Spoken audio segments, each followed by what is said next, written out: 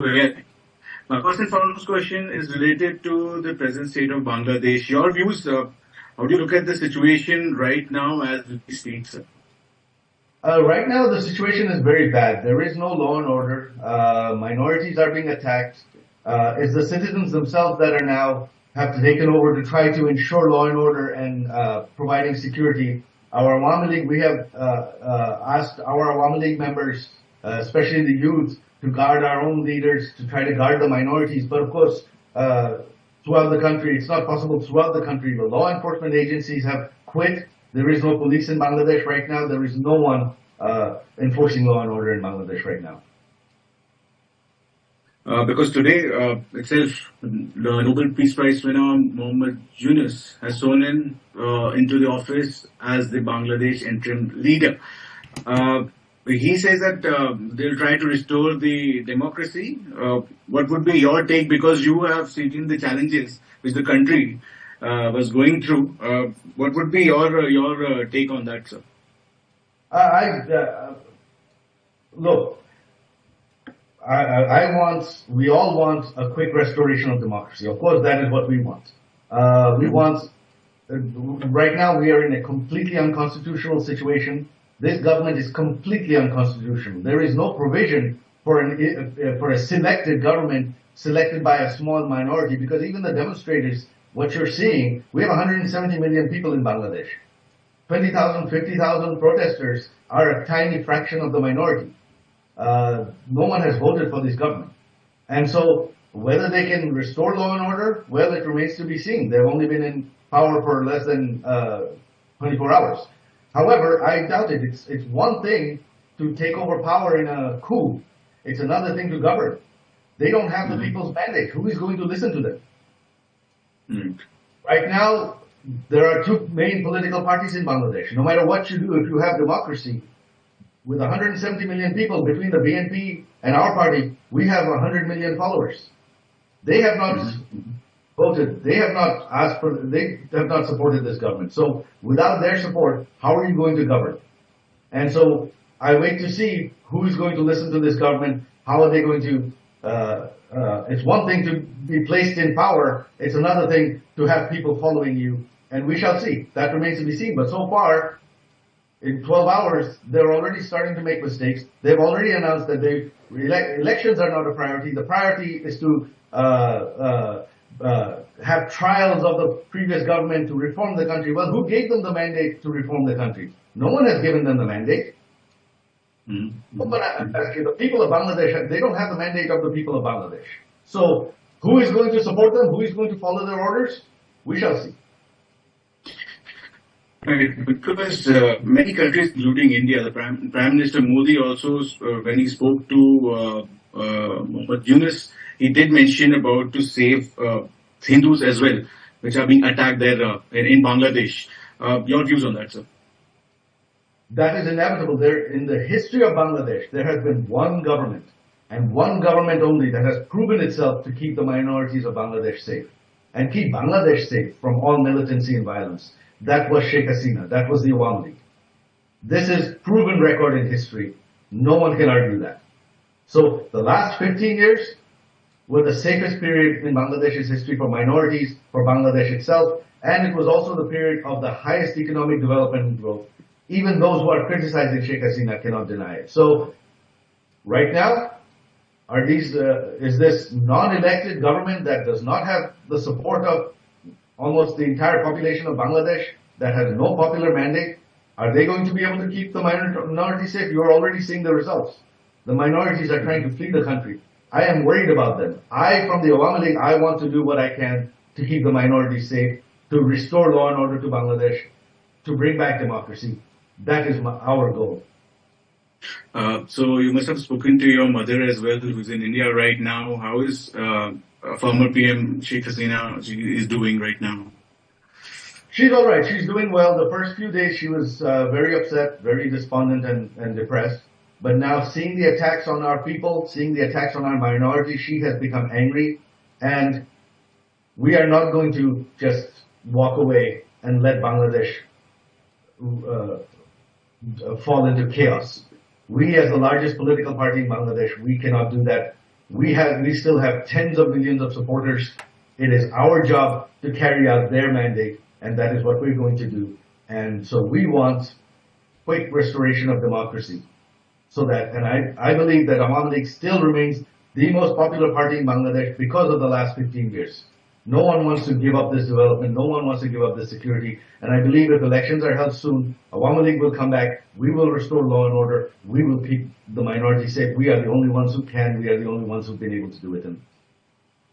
Right. Regarding, there were many reports coming in, many guesses were taking place regarding this asylum which former PM Sheikh Hasina ji was trying to seek. There were talks about London, US, Finland. Any plans regarding that, sir, if you could share? Uh, uh, no, these are all rumors. There are absolutely no plans. My mother has not applied for asylum anywhere. My mother loves Bangladesh. She has spent almost most of her life there, and she does not want to live outside of Bangladesh. Her plan at the end of this term was to retire and go live in her village home, and that is what she wants to do. Whether she's in politics or not, she wants to go back home. Because when initial reactions from your end came, it was regarding that do not want to go back to Bangladesh. But then again, you said that she wants to go back.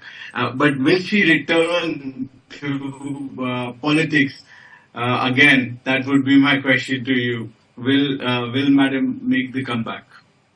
That I cannot answer. That you will have to ask her. It's my family, none of us had ever had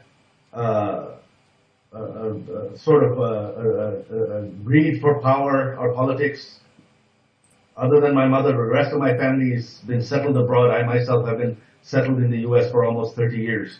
But we want to work for our country. We cannot sit and watch this happen to our country. So to restore democracy, to restore law and order, to keep the people of our country safe, whatever is required, we will all do.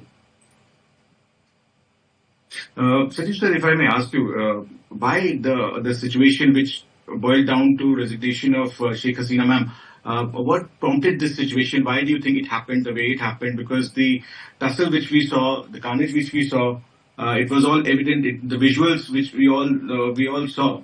So what's your take on that and why it happened according to you? I now firmly believe this was instigated by a small group and most likely by a foreign intelligence agency. I strongly suspect ISI. If you'll notice that the protests really did not, there was no reason for the protests in the first place to continue because the quotas were not mandated by our government. The quotas were restored by the courts, by a court ruling. Our government had lifted the quotas many years ago, in 2018 or so, when the first quota protests happened. So at first when the protests started, the protests were peaceful. Our police was providing security for the protesters, keeping them safe. And then they took a statement of my mother's where she said that we don't want Rajakar's families getting jobs. They took that statement and twisted it saying that my mother said that the protesters are Rajakars. My mother never said that, but this was spread online. And then, in the middle of the night, you had some group, nobody knows who did that, marching through Dhaka University chanting, "We are Rajakar, we are Rajakar." Now, if you have a group marching through Jerusalem in the middle of the night chanting, "We are Nazis, we are Nazis," that is the equivalent. What would be the result? The result would be that the people of Jerusalem would get angry and start attacking those who they think said this. And that is what happened. The other students, especially Chhatra League, our student supporters, the pro-liberation students, they got angry, they attacked the protesters, and that is how the violence started. The police tried to stop the violence, and in doing so, some of the police members used live ammunition, which they were not authorized to do. Our government never ordered anyone to attack. Our government never ordered the police to use live ammunition. We immediately called our student leaders and said, "Stop the fighting." The fighting stopped. We immediately suspended the police officers that used excessive force. But even then, that wasn't enough. After that, they increased the demand to resignation of the government. And once they did that, they started attacking the police. Now, they were attacking the police with firearms, with weapons. Where did these weapons come from? Where did these weapons come into Bangladesh from? How did the students get weapons? So these weren't students. This was a mob, this was a militancy that was instigated to try to overthrow a democratically elected government. That is what happened. My mother left because her security forces, the Prime Minister's security forces, the Special Security Force, the Prime Minister's guards, they were heavily armed, they were prepared to guard the Prime Minister's residence, Gana Bhavan. But if the protesters had marched on Gana Bhavan, hundreds, if not thousands of them would have been killed. It would have been a massacre. And my mother did not want a massacre. Mm-hmm. That is why she left. Taking you from your answer itself, Madam Hasina wanted to give a statement as well before she left from her residence, as we have heard. What was the message, sir, if you could share it? She was going to announce her resignation and announce a constitutional transition of power, which would be Parliament holding new elections. That is what she was going to announce. But she had no plans to leave her residence at all. She did not. That was completely. In fact, the reason this happened was this was completely unplanned. She was going to just resign. She did not wish to leave Bangladesh. Even when they took her to the helicopter, she did not want to leave Bangladesh. She told my aunt, "You get on the helicopter. I'm going to stay here." My aunt called me. I got on the phone. I convinced my mother to leave. That if they catch you, they will kill you. We can't have that. So. That is why she was planning to just resign and hand over power. What would be the future of Awami League now? What would be way ahead? And are you ready to go back to Bangladesh and take the party forward? Awami League is the largest and oldest political party in Bangladesh. Awami League is not going anywhere. We have tens of millions of followers and supporters throughout Bangladesh. And I believe that we are still the most popular party in Bangladesh because for the last 15 years, we have brought about an economic miracle. We have improved the lives of Bangladeshis so much, and we have ensured their security. So I believe that if there are elections held in Bangladesh soon, Awami League will come back to power. And no matter what happens, there are two main parties in Bangladesh. At any point when you have democracy, one of us is going to come to power. So whether it's a matter of today, tomorrow, years from now, the Awami League will come back to power. That is inevitable. You cannot eliminate political parties, large political parties like this. Awami League, they've tried in 75, they failed. They tried in 2007, they failed. We've only gotten stronger. So my message is, look, the Awami League will come back to power sooner or later. Talk to us. Let's have a quick, smooth transition of power because you are not going to stay in power. You cannot. No one can without the people's mandate. We, the political parties, are the ones that get the people's mandate. Thank you, Sajeeb, for talking to me, and I really appreciate it. Now, Bangladesh on Monday woke up to news of one of the deadliest days in the history of this country. Give us a sense of what happened there, and what did you hear from your mother directly, the former Prime Minister Sheikh Hasina? So on that night, when the protesters were marching on the Prime Minister's residence, you had the troops deployed, the military deployed on the outskirts of Dhaka city to stop the violence, but they had all been instructed not to shoot, not to use deadly force against protesters because my mother did not want the blood of protesters on her hands. There had already been excessive use of force and violence, and she did not want any more killings. Her government never wanted to use force. Her government never authorized the use of force. The violence was incited by some other groups chanting, "We are Rajakars" in the middle of the night at Dhaka University. That's the equivalent of marching in the middle of Jerusalem chanting, "We are Nazis, we are Nazis." That enraged our students who then attacked the protesters. The police got involved, tried to stop it. Some police members used excessive force. Our government had already formed a judicial committee to investigate those deaths. We had suspended the police officers. We had immediately instructed our student wing, Chhatra League, to refrain from violence, and the violence had stopped.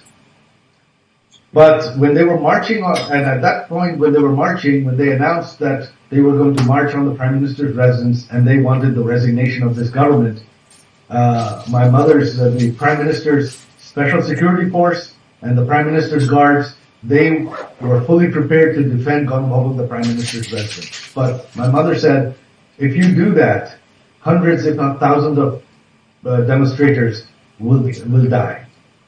So she did not want them, she did not want bloodshed. So instead they took her to a secure location, and then our Air Force base. At that point, my mother told my aunt, you get on the helicopter, I'm going to stay here. My aunt called me immediately, and I persuaded my mother to leave the country. Sure. What can you tell us something about that conversation, between a mother and a son, at a situation, which had turned so hostile? The conversation was brief. What I told her is, no, you cannot stay. She said, no, I'm not leaving my country. I said, look, this is a mob now. These aren't protesters. They are armed. They've already been killing police. They've been attacking police with firearms. So, at this point, if they find you, they're going to kill you, and we do not want that. If you don't want your security forces, if you don't want your special security force to defend you and shoot back, then they're going to kill you. You have to leave the country. We have to keep you safe. Right. Now, many supporters of your mother have blamed the West for all that unfolded in Bangladesh, over this whole week. Many see a U.S. hand behind this coup, as your mother had a troubled relationship with the U.S. of sorts in the past few years. Now, even the Russians said that the United States used its resources to overthrow your mother's administration. I'd like to get your perspective. What is your sense of this whole situation and where the U.S. stands in this whole plot? Well, was the U.S. directly involved? I don't know. I have no evidence. But if you look at the situation, the protests, the protests were incited and inflamed every step of the way. When the protests first started, they were peaceful. Our police were guarding them. And the protest wasn't against the government action. Our government had reduced quotas years ago, when there were the first round of protests against quotas. The quotas were reinstated by the courts due to a case. And our government had filed an appeal against that. That means our government was fighting the quotas, and it was going to fight the quotas in the Supreme Court. We were just waiting for the Supreme Court to hear it. So, and then, at that point, someone took a statement of my mother and twisted it online and spread it tremendously online, which is, she had said that we don't want families of Rajakars getting government jobs. Now, they twisted that into my mother calling the protesters Rajakars, which she never did. So clearly, some agency was very, very active online in using social media to inflame the situation. Then, on the night of July 15th, when our government had appealed to the Supreme Court, when our government had announced that we want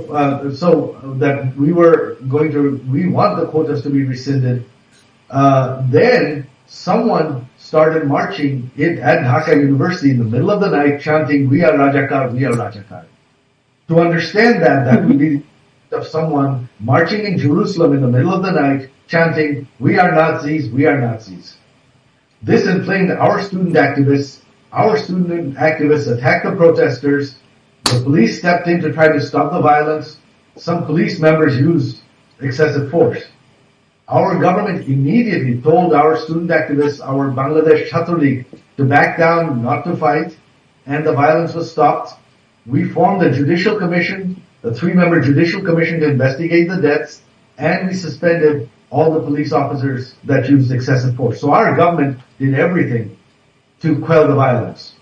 The violence was never ordered by our government. The violence was instigated by some unknown party, specifically in the middle of the night, chanting, "We are Rajakar, we are Rajakar." This was done deliberately.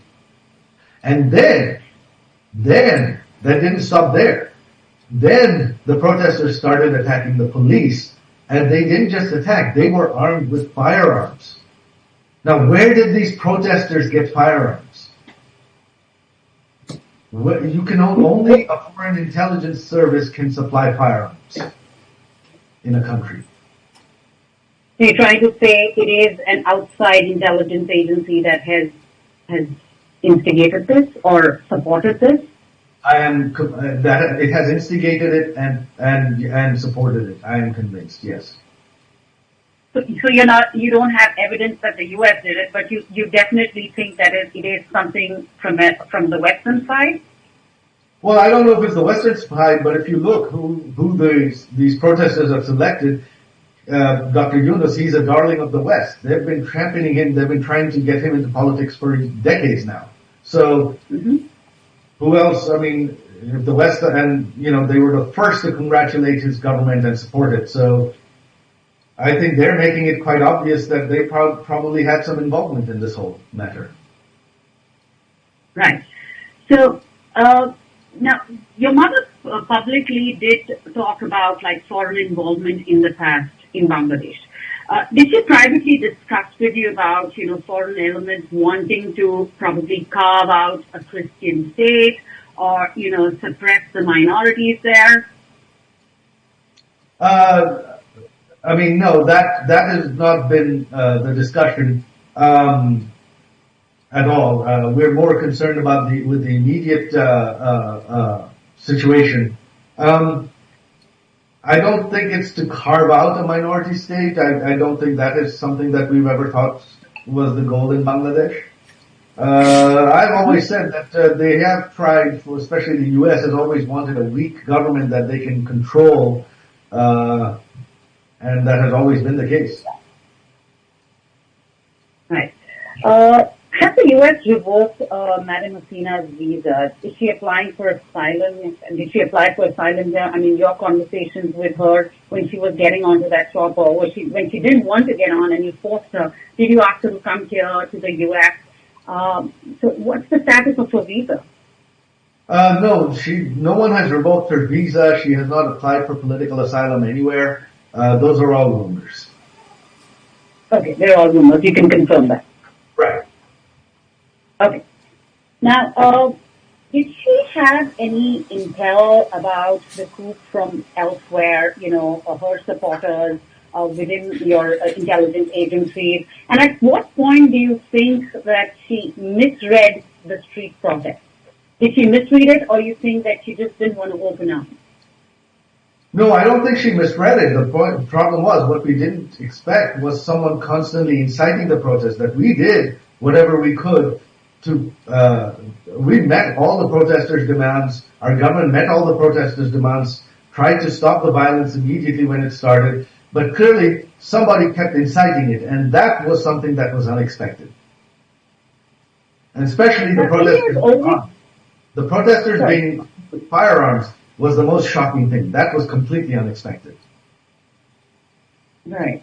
And now, here I'm looking at the Bangladeshi newspaper. Well, 232 people at least, the newspapers are reporting at least 232 have been killed since my mother left the country. So that is after. More people have died since she left the country than in the first days of the protests. Mm-hmm. Now, India has been a strong partner of Bangladesh historically. We've witnessed that, over the years, and the last decade has been really strong. Was Madam Hasina warned by the Indian government about the coup attempt? I don't know. I really don't know about that. I wasn't part of those conversations, so I cannot comment. All right. Now that the interim government is in place, and we've seen the U.S. Welcoming Yunus's, government, interim government, what are your views on this government and the caretaker of this government? I mean, actually, in a way, I welcome it because these people have been championed by the minority, by the elite, and by the West. I personally believe, having seen the functioning of government and having served as a government, as an honorary advisor to the government, that it is one thing to be appointed, to handpicked, and to be handpicked and appointed to a position. It's a whole other thing to govern, and without political experience, without governance experience, it is very, very difficult to run a country. So I'm actually curious to see how they perform, whether they are even capable of running the country. However, Right. the point is that our Supreme Court has ruled, and our Constitution says that a non-elected government cannot run a country, even for 1 minute. Right now, this is an unconstitutional government. They are not elected. So there is no democracy in Bangladesh today. So they are talking about democracy, but there is no democracy. So what do you have to do if you want to have democracy? You have to have elections. And our Constitution is very clear on this provision that from the day Parliament is dissolved, new elections have to be held within 90 days. There is no way around it. There is no such thing as an interim government in the Constitution which can stay in power beyond 90 days. That does not exist. So I believe that this government's priority should be to hold elections as soon as possible. And definitely it has to be held within 90 days. Right. Sorry to interrupt you there. Constitutionally, elections have to be held within 90 days. That's as per our Constitution. Right. Now that you're talking about elections, let me ask you, if you've had any conversations with your mother, if she will ever return, if elections are held in a free and fair manner, does she still have a following in the party, or do you think that they see her as a liability, like most critics say? Not at all. I think that she remains the most popular person in Bangladesh. I don't think that even the people that I talked to who were saying that no, perhaps she should resign for the good of the country. Now they're saying, oh no, without the Awami League, we cannot. Awami League was the best government we've had. We cannot. We want the Awami League back. So people are already starting to regret it. Look, were there mistakes made by our government? Of course. Were they all ordered by my mother? No. Government, and this is something that the interim government is going to realize. Government machinery is a very big machinery. There are many people in places of authority who sometimes abuse their authority. Our job should be to bring them to justice. I have personally believed that whatever has to be done by the book, according to the law, according to the Constitution. If there are people in our government that violated the law, that did illegal things, they should be brought to justice. There were, during our government's term, members of our elite police force, the Rapid Action Battalion, one officer who was the son-in-law of a sitting minister of our government, he was convicted of extrajudicial killings and sent to prison. This is a son-in-law of our own minister that we sent to prison. So, by all means, if there are people in our government that did illegal things, they should be brought to justice. But you cannot blame my mother for all of it. Government is a very, very big machine. Okay. Let's just focus to the opposition in Bangladesh. The strongest opposition in the country, headed by Khaleeda Zia. You don't see her right now in the current political landscape. The BNP did not form the government. Why so? Do you have any understanding of how this is going to probably play out in the upcoming days? I have actually been very encouraged by Mrs. Khaleeda Zia's first statement, where she stated that let us forget the past, let bygones be bygones. We will not pursue the politics of vengeance. We want to restore democracy and ensure the future of Bangladesh. That is what I want as well. That is what the Awami League wants as well. We are happy to sit with the BNP because the reality is this.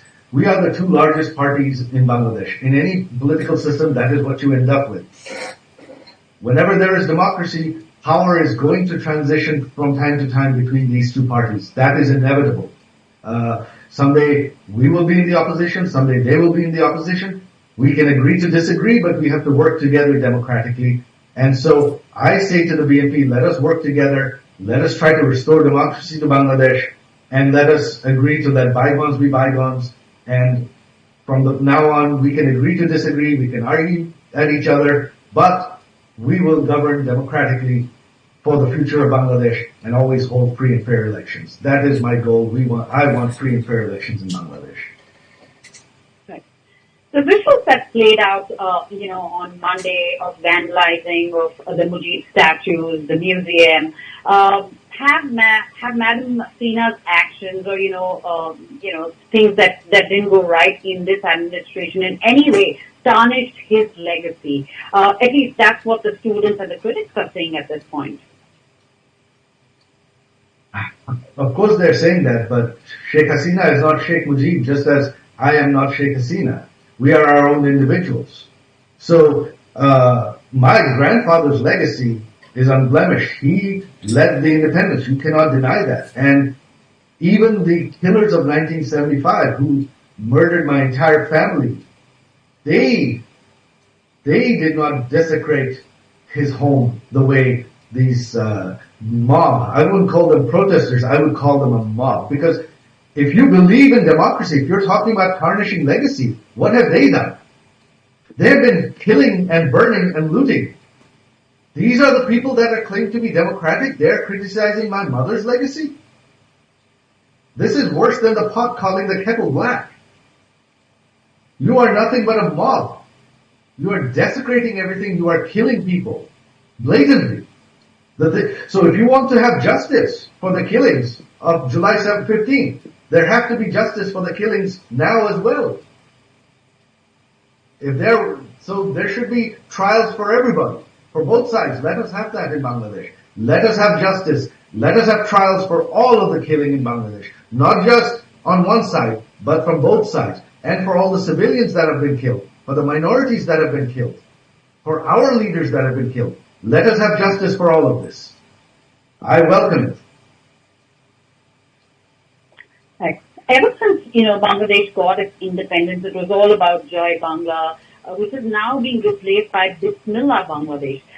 Some are saying that the secular nature of this government, Indian government, is gone. Do you agree? I think you have answered your own question. I mean, Bismillah Bangladesh, I have never heard that before. That is not our slogan.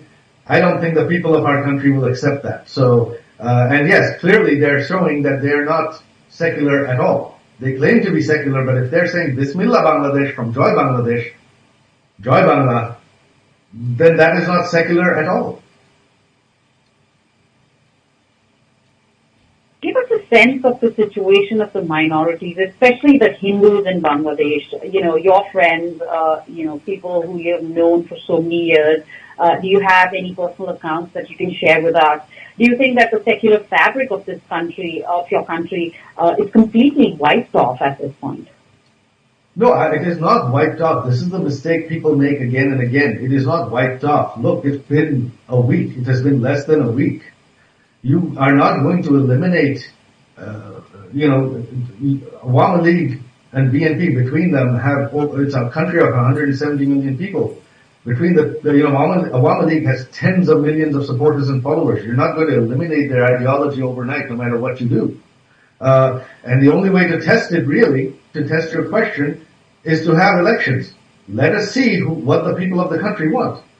So until that happens, until there are elections, no, I do not believe that, because they tried it in 1975. They tried to Islamize the country, but look what happened. The Awami League was voted back, people voted for secularism, and we had secularism for 15 years again. 20 years total if you count my mother's first term. So just because of, the chaos of 1 week, you cannot say that the secular nature of the country has disappeared. But I will say this. If the Awami League is elected back to power, which I believe if elections were held in the near future, the Awami League will be, we will restore the secular nature of the country. That we have proven we have done it for 15 years, and we will do so again. What is your message to the government of India? And what are your expectations? As being Bangladesh's strongest supporter in the region. My message to the government of India, first of all, is my personal gratitude to Prime Minister Modi for his government's quick action in saving my mother's life. That is, I am eternally grateful to. My second message is that India needs to take a leadership role in the world, not let other foreign powers dictate the situation, because this is India's neighborhood. This is India's eastern side. It is a proven track record that no one can deny that the Awami League government, Sheikh Hasina's government, kept peace in Bangladesh, kept economic growth, stopped insurgency, and kept the eastern side of our subcontinent stable. We are the only government that has proven we can do it. No one else has. Other governments have tried, they have failed. So if you want stability and security, your best bet is the Awami League. Now, obviously, you cannot directly support a party, but what you can do is support and demand democracy, which is, and constitutional democracy, which is elections within 90 days. If elections are held within 90 days, I am confident that the Awami League will still win. And that is the only thing that will ensure stability in Bangladesh, security, and protection of the minorities. That is the only thing that will ensure it. Well, now you're living here in Washington. Talk to us about if the U.S. Has reached out to you as a private citizen or somebody who is from Bangladesh, who is the son of the former prime minister. Have you heard back from the government here? No, I have not. I stopped being involved in politics many years ago, and so I have not been in touch with anyone, and no one's been in touch with me. I am now just talking to our party people as well as the media, because it is ultimately the people of Bangladesh that will decide. I know Dr. Yunus is the US's darling, but he does not have the people's mandate. I have far more followers than he does in Bangladesh. So I believe in democracy. I have no political ambition. I never have. I don't wish to be prime minister, but it will be up to my party to decide who they want to lead them. But my job, my goal, my personal goal is to restore democracy in Bangladesh. That is my only goal. Right. My last question, could you share your latest conversation with your mother about, what she plans to do in the days ahead? Seeking asylum, which country is she looking at? There are talks about Russia, there are talks about other countries. Can you give us a sense of what could be her next step? No, there's nothing. All of those stories that you're hearing, they're just rumors. My mother has not reached out to any country. She has not applied for asylum anywhere. She wants to go back to Bangladesh, whether it is to be in politics or to retire.